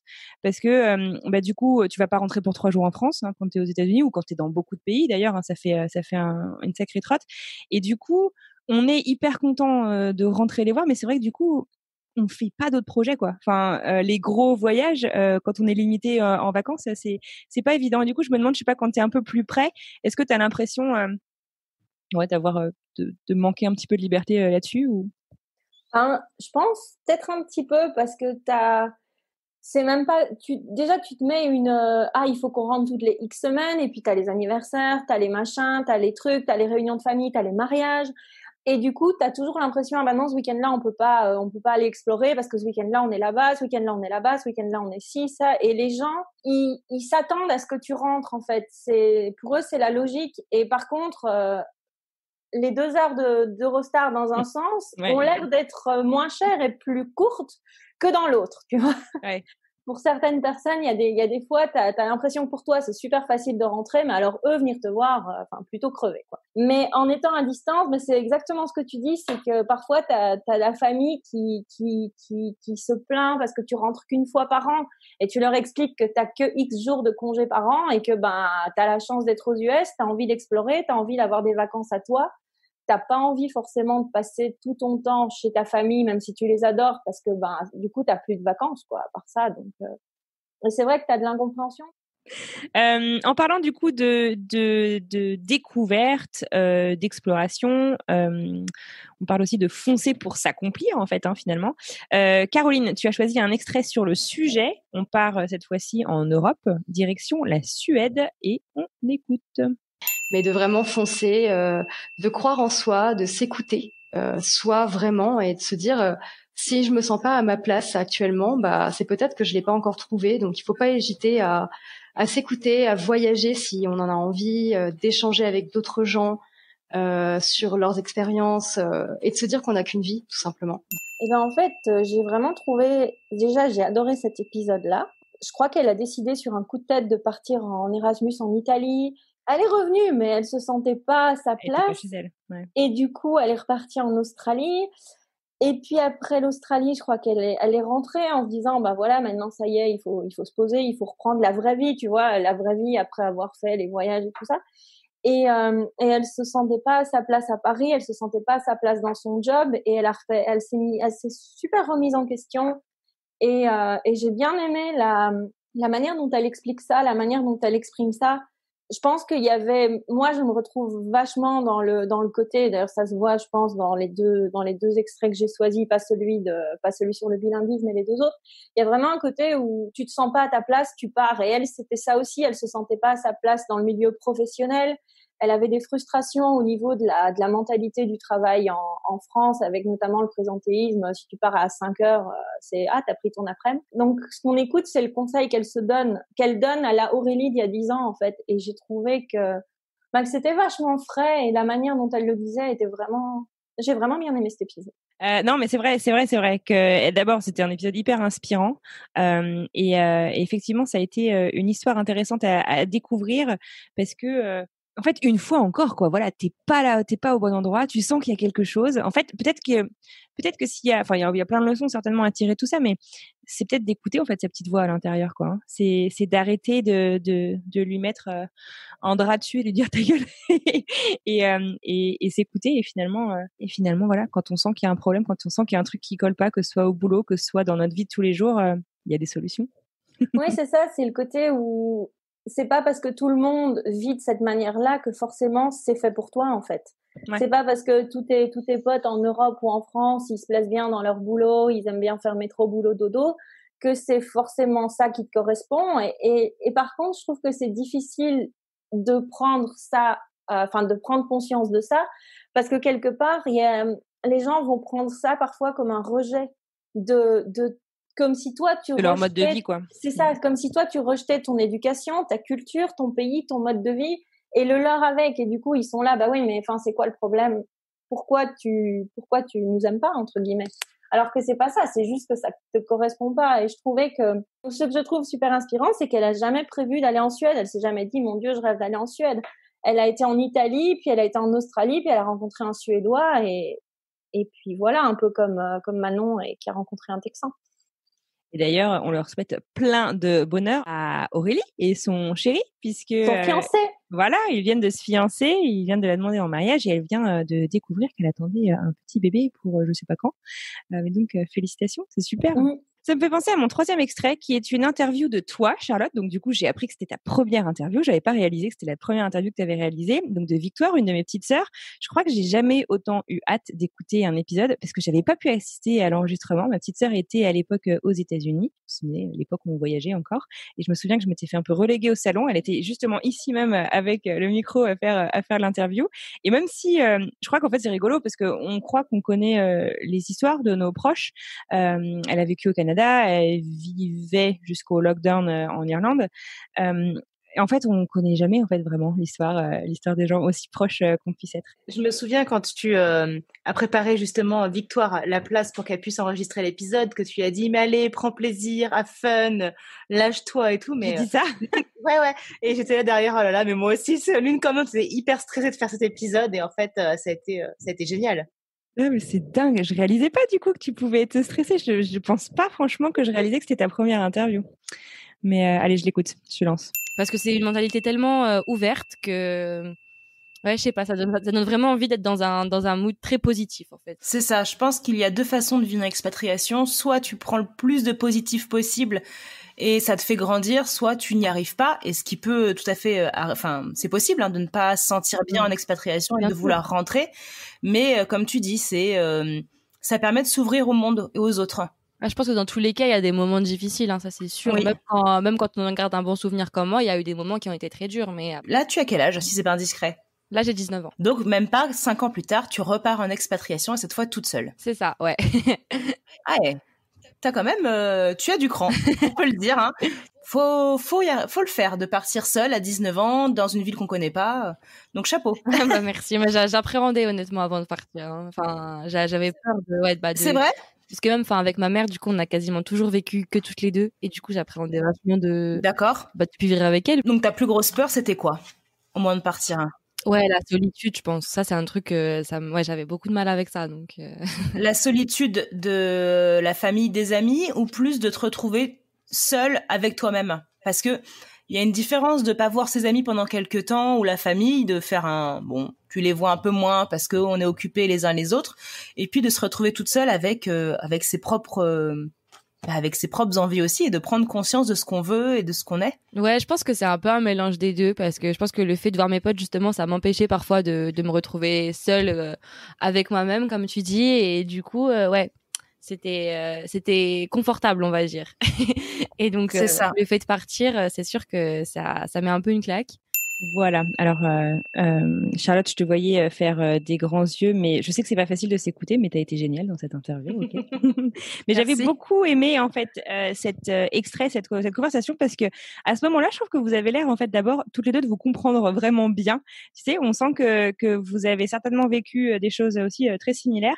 Alors peut-être que je dis n'importe quoi, mais en tout cas, c'est l'impression que ça donne. J'aime beaucoup la manière que vous avez de décrire la solitude de l'expatrié comme une opportunité en fait.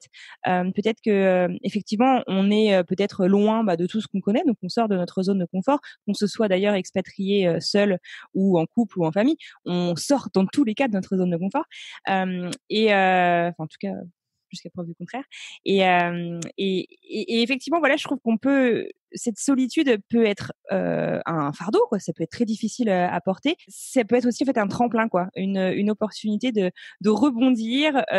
Voilà, on revient un peu à ce qu'on disait tout à l'heure, d'explorer, de se découvrir, et peut-être justement, je crois que c'est ce que Victoire essayait d'expliquer, c'est aussi elle est partie à sa propre rencontre à l'étranger, et voilà, je trouvais que c'était un bel extrait. Je sais pas ce que t'en as pensé. Ouais, c'est ça, de se découvrir, de se comprendre, et de savoir où sont ses limites et ce qu'on est capable d'accomplir ou non en fait par soi-même.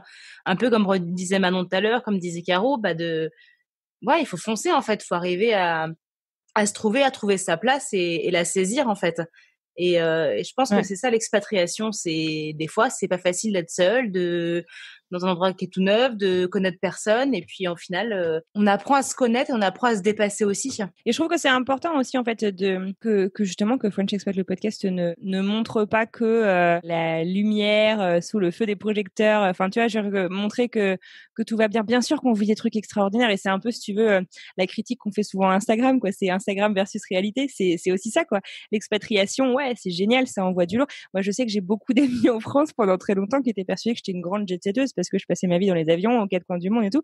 Mais non, enfin, si tu veux, moi aussi, j'ai des galères à la fin du mois, et je pense qu'on est tous comme ça, et c'est important, je crois, en fait, de faire un petit reality check de temps en temps, et de dire ce qu'il en est. Vraiment, ça veut pas non plus dire que c'est une grosse galère, mais c'est que c'est la vraie vie, en fait. Ouais, alors, en parlant donc de moments qui sont plus évidents que d'autres, j'aimerais bien qu'on parle un petit peu d'amour. Est-ce que vous vous souvenez, les filles, de cette semaine spéciale Saint-Valentin, qui était à la fois une idée merveilleuse et à la fois une idée difficile, faut être honnête.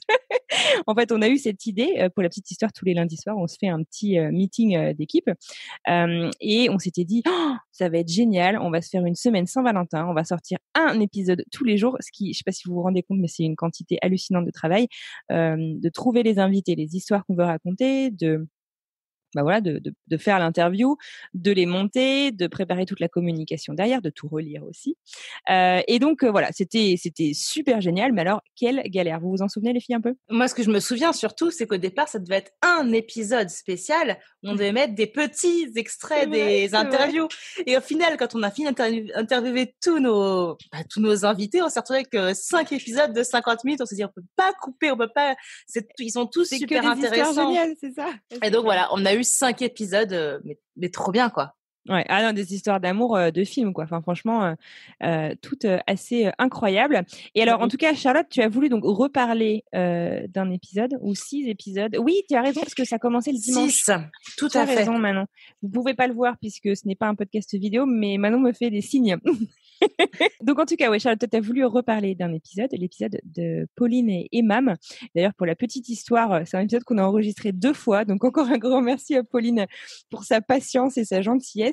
Parce que c'est quoi? Je crois que c'est moi qui avais fait la première interview et il y a eu un problème technique au niveau de l'enregistrement. On s'en est rendu compte au moment du montage et elle a été super sympa puisque du coup, on a refait l'interview avec Charlotte pour que la conversation soit naturelle et que voilà, on fait pas semblant dans ce podcast. Et d'ailleurs, c'était la même chose pour celui d'Aurélie dont parlait Caroline tout à l'heure, en fait. C'est vrai, c'est toi qui avais fait le premier et c'est moi qui ai fait le deuxième avec elle. C'est vrai, c'est dingue. Bon, allez, on écoute Pauline. Donc, j'arrive aux Philippines, à Manille exactement, et je suis logée en couchsurfing par une Vietnamienne qui m'accueille dans son petit appartement, voilà, dans un quartier de Manille. Donc voilà, j'atterris chez elle et puis je découvre que je ne suis pas seule à être en couchsurfing chez cette Vietnamienne. Il y a un Égyptien avec moi. D'accord. Donc voilà, je rencontre Imam. Voilà, qui loge aussi chez cette jeune femme et bah voilà, on se découvre tous les trois, on discute, etc. Et puis voilà, en discutant, on se rend compte qu'on va faire à peu près le même parcours aux Philippines, donc on se dit bah pourquoi pas continuer à voyager un peu ensemble, quoi. Ça serait bête de juste se suivre et puis voilà, de pas être ensemble, donc. Et là, suspense, qu'est-ce qui se passe? Et là, suspense, eh ben oui, il faut écouter l'épisode pour savoir la suite. Non, ce qui se passe, c'est c'est qu'Imam et Pauline donc se découvrent chez cette femme-là, se rendent compte qu'ils vont faire les 3 semaines suivantes le même trajet, le même parcours, et que bah ce serait dommage de le faire chacun de leur côté puisqu'ils vont se retrouver après à chaque étape en fait. Et donc du coup, ils décident de faire la suite du voyage ensemble et au fur et à mesure de dire, c'est qu'il y a eu un petit coup de foudre dans l'air dès le premier jour aussi. Oui, enfin ils sont bien plus, mais en fait c'est ça, c'est à force de voyager ensemble, ils se rendent compte qu'il n'y a pas que, c'est pas juste amical et juste voilà. Et au final voilà, 3 semaines plus tard ils sont ensemble. 4 ans plus tard, il me semble, ils sont toujours ensemble et ils vivent le parfait amour. Bah oui, ouais. et voilà, ils sont rentrés en Égypte pour le moment. Là, c'est dingue. C'est vrai que c'était une histoire assez incroyable parce que pour la petite histoire, et je vous encourage à aller découvrir tous les épisodes, mais cette histoire dont on parle, Pauline, en fait, avait décidé aussi, elle avait préparé vraiment son projet, quoi, depuis plusieurs années. Je crois qu'elle était dans le développement durable pour une municipalité en France. Elle avait énormément de vacances et voyageait beaucoup, et elle avait, voilà, elle a construit son projet. Je vais tout plaquer pour faire le tour du monde pendant 1 an. Et en fait, ce qui est complètement dingue, même pas pendant 1 an, d'ailleurs, je suis pas sûre qu'elle avait une date de fin en tête, c'est que le premier jour, finalement, elle a rencontré l'amour de sa vie. C'est complètement fou. Ça, c'était tout au début où elle a commencé son tour du monde, qu'elle rencontre Imam. Et en plus, ce tour du monde, elle avait dit, je veux le faire toute seule. Cette fois, c'est pas un voyage entre amis, j'attends pas les moi, autres. c'est me découvrir moi-même, encore une fois. Et finalement, elle n'a pas fini son tour du monde. Non. Moi, je la connaissais pas avant. Je l'ai découverte grâce à l'épisode et j'ai trouvé ces photos complètement dingues, quoi. C'est clair.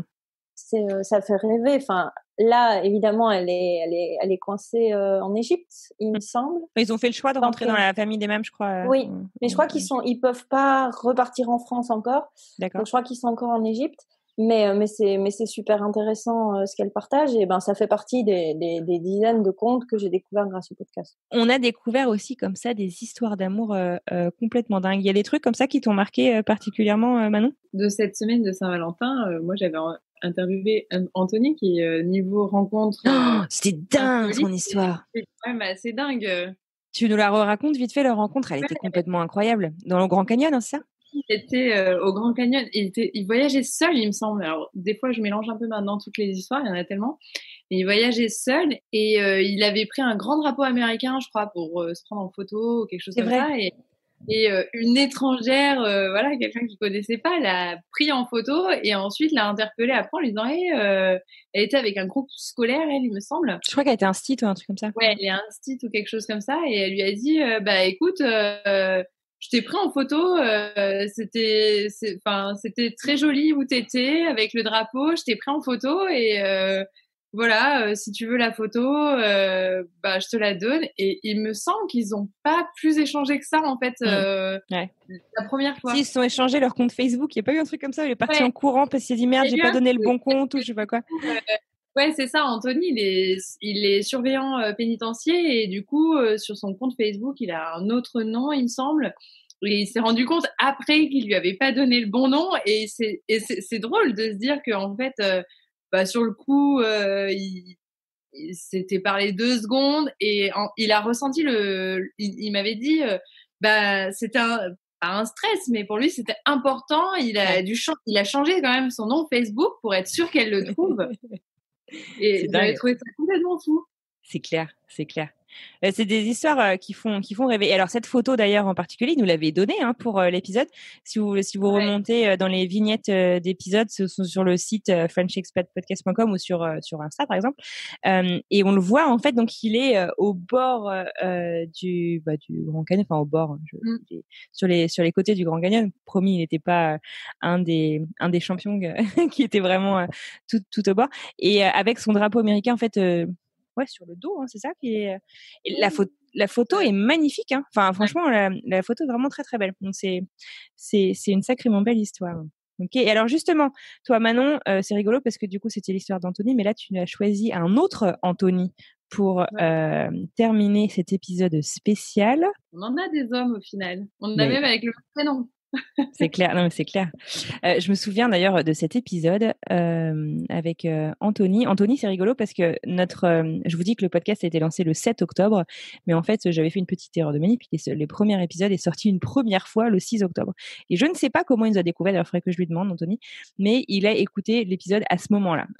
Et honnêtement, j'ai fait tellement d'édits pendant le mois suivant sur les premiers, c'est parce qu'il y avait tellement de problèmes techniques, de micro, de gens qui se coupaient, des trucs. Il y avait pas mal de problèmes. Donc le mec était comme sacrément indulgent parce qu'il a écouté la première version et il a tout de suite envoyé un message genre j'ai envie de participer, j'ai des histoires sympas à vous raconter. Et finalement on s'est parlé très tardivement parce que je crois que c'était en janvier. J'avais une crève de malade. Je crois que je suis en apnée pendant toute l'interview. C'est assez catastrophique, mais c'est une histoire assez géniale. On écoute. J'ai même pas signé de contrat. C'était le lendemain, j'étais dans un avion, quoi. C'était dingue. Et surtout d'être payé à faire l'avion. Moi, je pensais même pas que c'était possible. Je l'avais jamais imaginé en France. Payé à vivre de ta passion, quoi. Ouais, exactement, ouais. C'est-à-dire que le matin, je me réveillais à peut-être 5h du matin, parfois pour voler de 7h du matin à 5h de l'après-midi, non-stop, sans arrêt. Et moi, ça m'allait très bien, quoi. Pour le plaisir, quoi. Ouais, génial. Pour le plaisir. En parlant de toc de langage, je passe ma vie à dire que c'est génial, excusez-moi. Quand c'est génial, c'est génial. Oui, c'est ça. J'ai pas d'autres mots.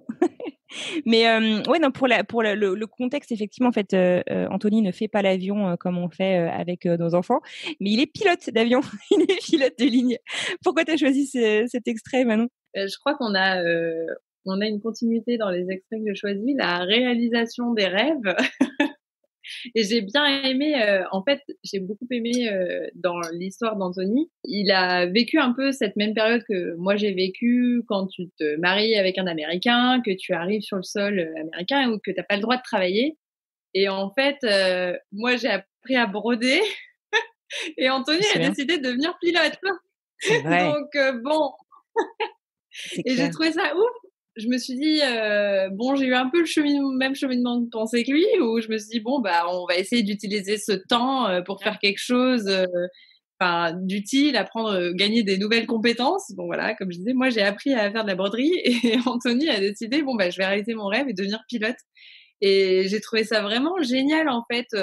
Alors qu'en plus, tu te dis, Anthony avait quand même déjà un super job, il était ingénieur, il avait fait énormément d'études pour arriver à ce job. Il s'est quand même dit, en fait, non, c'est ma passion est ailleurs et du coup, j'ai beaucoup aimé le fait que cette période qui est limite une période de carence dont beaucoup souffrent, c'est ça, elles souffrent, clairement. On est beaucoup à se dire je sers à rien, je travaille pas, on se définit beaucoup par le travail en plus dans notre société. Et du coup, lui a décidé que non, en fait, ça va pas être une période inutile, je vais m'en servir pour faire quelque chose, quoi. Ouais. Et puis pour accomplir carrément ses rêves. Non, c'est clair que c'est impressionnant. Et c'est rigolo aussi comment il parle. On en a parlé peut-être une ou deux fois dans certains épisodes. Mais le monde du travail américain où voilà, en gros, il a passé un coup de fil un lundi en disant coucou, j'ai eu mon autorisation de travail. Vous cherchez un instructeur de pilotage. Ils ont dit ouais. Et le lendemain, le mec était dans un avion en train de donner des cours, quoi. Enfin, et c'est vrai qu'on signe pas de contrat. Ça se fait presque. Je veux dire presque à l'enseigne, on se serre la main et c'est bon, quoi. Ouais, et ce que j'ai bien aimé, c'est que aussi dans son épisode, il le décrit bien. Il dit au début, un petit peu avant cet extrait, il parle du fait, cette année, à pas pouvoir travailler, etc. J'ai commencé un peu à déprimer. Ça me faisait bizarre de vivre au crochet de ma femme, entre guillemets, etc. Et j'ai bien aimé, en fait, me dire. Tu te rends compte que s'il n'avait pas eu cette année où il s'était dit je vis au crochet de ma femme, je peux pas travailler, il serait peut-être jamais devenu pilote. Il aurait jamais réalisé son rêve. Son job d'ingénieur toute sa vie. Et c'est une excellente perspective. J'ai pas pensé à ça. C'est clair. C'est dingue en fait. C'est dingue. Ouais. Et c'est ce que j'ai beaucoup aimé dans son histoire. Donc toi, si tu t'étais pas mariée, tu n'aurais jamais lancé la broderie. J'aurais jamais reçu ma petite trousse French as fuck. Oui, tu vois. Donc, il y a du favoritisme ici. Hein. C'était un concours. C'était un concours que j'ai gagné. Oui, madame. Ouais. Et que c'est dans le sac de crèche de Félix dans lequel il envoie ses médicaments à la crèche French as fuck. Je peux te dire qu'il est très très classe. Je peux en faire pour toute l'équipe. Il n'y a pas de souci. J'y compte bien. Hein. Je prends. Moi aussi. Hein. Voilà. Mais as fuck, je note. Voilà. Et puis pour un de nos invités. Oh, ok. J'ai du coup, le carnet de commandes commence à se remplir là. Ouais, c'est ça. Tu vois, regarde, ça suffit de. Je ne pense pas que l'épisode durera 2 heures, mais de 2 heures d'enregistrement quand même, pour remplir ton carnet de commandes. Les filles, je vous dis un immense merci. C'était super sympa, franchement, de retracer un peu, l'histoire du podcast, de se replonger dans les histoires de nos invités. Bien sûr, on peut pas passer tout le monde, mais c'est vraiment avec grand plaisir qu'on redécouvre les parcours de chacun et comment on a évolué. J'aimerais bien faire un petit bilan perso. D'ailleurs, toi, Anne-Fleur, qu'est-ce qui t'a apporté ce podcast cette année ? Écoute, beaucoup. Il m'a beaucoup apporté. Pas du temps, ça c'est sûr, mais je suis très curieuse et je suis très bavarde, pour ceux qui ne s'en étaient pas encore rendus compte. Je suis passionnée de voyage, j'avais d'ailleurs créé une boîte dans ce domaine-là. Enfin, j'ai eu l'idée en tout cas de créer ce podcast, c'était vraiment parce que je voulais d'abord montrer les contrastes entre les parcours. On entend souvent, tu sais, dire les expats français, ils sont tous pareils. Ce podcast, c'est la preuve que absolument pas. Il y a des parcours tous aussi riches les uns que les autres, avec des déclenchements très différents, avec des rêves très différents, avec des exécutions très différentes, avec des destinations très différentes. Et je trouve ça hyper riche et hyper intéressant. Et je suis en fait hyper reconnaissante au podcast, à la communauté qui nous écoute et aux gens qu'on invite, à vous aussi bien sûr. Mais je trouve qu'en fait, tous les gens qu'on a interviewés, c'est des gens avec qui je serais vraiment super ravie de me retrouver, je sais pas, la prochaine fois quand ils rouvriront les frontières et qu'on pourra peut-être rentrer faire un tour en France, je serais hyper contente de faire un petit apéro des invités à Paris un jour où on rentre, j'en sais rien, en vacances ou un truc comme ça. C'est des gens vraiment que j'ai envie de rencontrer, quoi, des histoires qui m'ont marqué et voilà. Et puis voilà, d'un point de vue personnel, je vous l'ai déjà dit, je m'en suis jamais cachée, j'ai toujours beaucoup aimé la radio. C'est un peu pour ça que j'ai choisi ce format et peut-être pas celui d'un blog ou d'autres choses pour raconter ces histoires. J'ai créé un autre podcast entre-temps perso, j'en ai créé pour le pro aussi, et je me suis découverte en fait vraiment une passion pour ce média-là que je consomme en tant qu'auditrice et que j'aime créer. Donc je suis vraiment super contente. Pour moi, c'est une année un peu fatigante on va être honnête, mais super, super intéressante sur tous les points. Et je vous le dis, hein, franchement, c'est évident, mais j'espère que c'est très clair pour vous.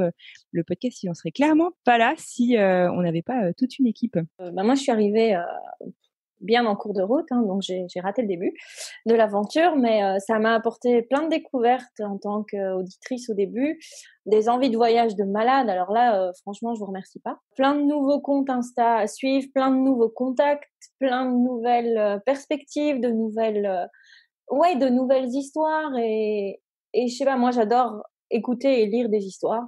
Toi, t'aimes bien les raconter, moi j'aime bien les lire. Et j'ai vraiment adoré découvrir des tranches de vie de gens comme ça.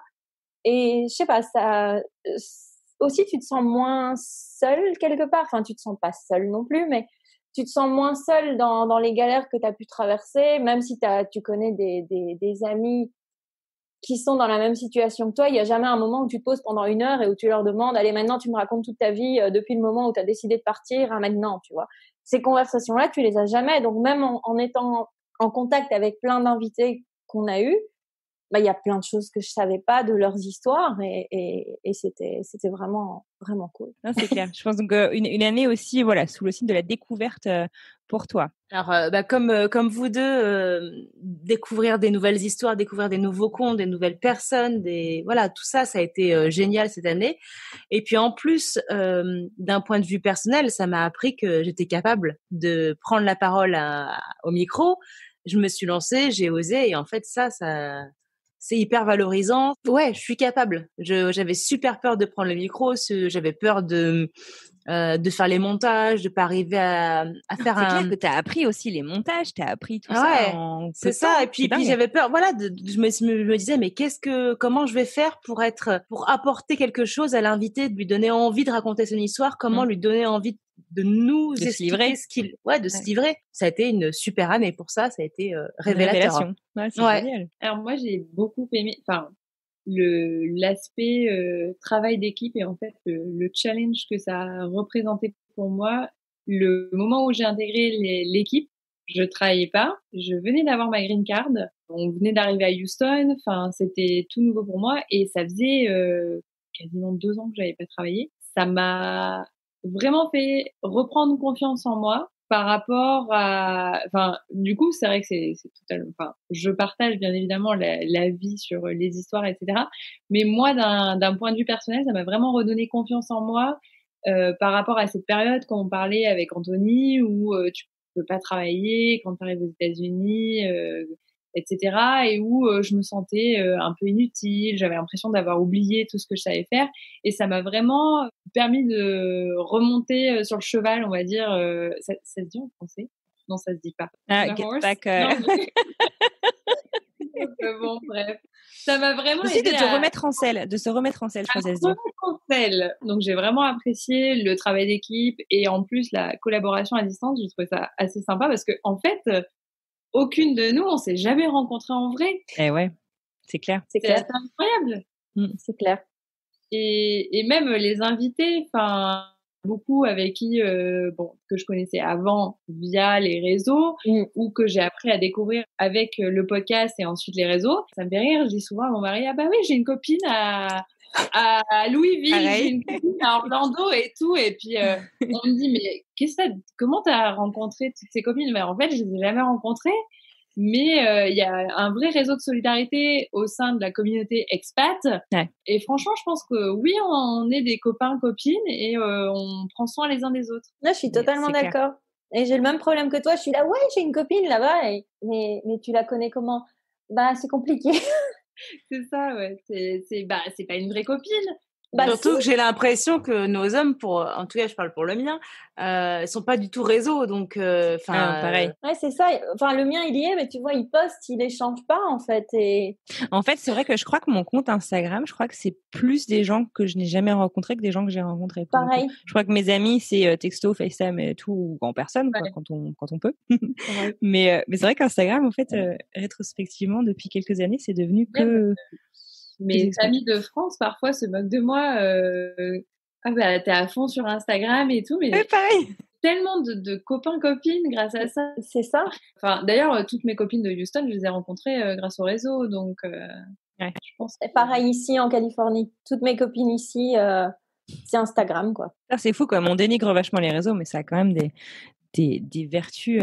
On parlait de l'isolation, des vertus assez impressionnantes. Et moi, je voudrais rebondir à ce que tu disais, Manon. Pareil, en fait, le podcast arrivait à une période, ça faisait juste 1 an qu'on était là. Je savais pas trop où j'en étais. J'avais toujours pas mon permis de travail, donc je ne pouvais pas travailler. Ça faisait plus de 6 mois qu'il était en attente, en fait. Et donc, à quoi je sers, en fait, de voir mon mari partir tous les matins travailler. Toi, tu restes à la maison, même si t'as les copines qui sont là, bah, tout le monde a sa vie, elles travaillaient toutes. Moi, je faisais rien, en fait, de mes journées. J'avais l'impression de rien faire, en fait.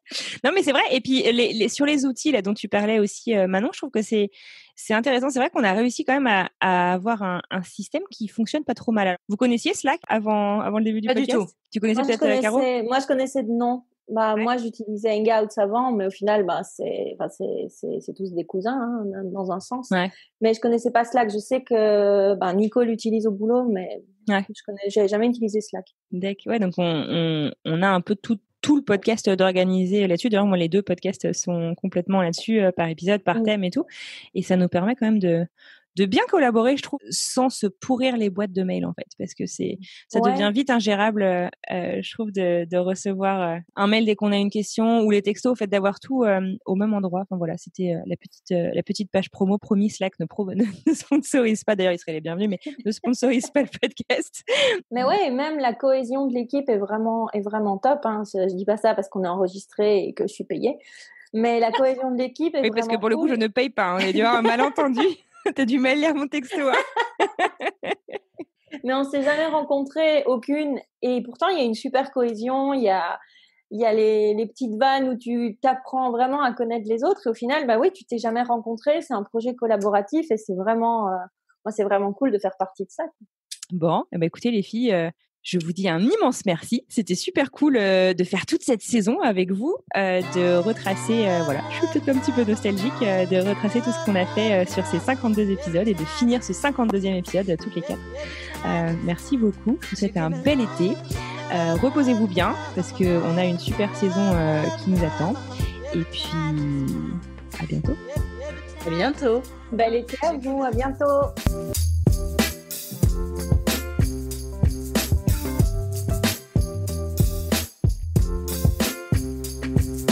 Et voilà, c'est la fin de ce tout dernier épisode de cette saison. C'est la fin de ce 52e épisode. Merci infiniment à vous qui avez suivi tout cet épisode, ainsi que l'intégralité de la saison de French Expat, le podcast. Merci pour votre fidélité, merci pour vos retours et merci pour votre soutien. On espère que vous avez pris autant de plaisir à l'écouter que nous à la créer, à la produire. Si vous voulez continuer à suivre les coulisses du podcast, rendez-vous sur frenchexpatpodcast.com, notre site internet sur lequel vous retrouverez tous les liens vers toutes les plateformes d'écoute, tous les épisodes. Qui sont d'ailleurs classés par destination et par thème, donc n'hésitez pas à aller y faire un tour. Vous pouvez aussi continuer à suivre l'aventure, notamment pendant l'été, entre les 2 saisons sur les réseaux sociaux. On est très active sur Instagram, entre autres, mais aussi sur LinkedIn, Facebook et sur Mapster. Si vous avez la chance de pouvoir quand même vous balader malgré la situation actuelle pendant l'été, n'hésitez pas à retrouver notre compte Mapster sur lequel on référence toutes les bonnes adresses de nos invités, donc depuis ces 52 épisodes. Sur ce, je vous souhaite à tous un excellent été. J'ai hâte de vous retrouver à la rentrée et portez-vous bien.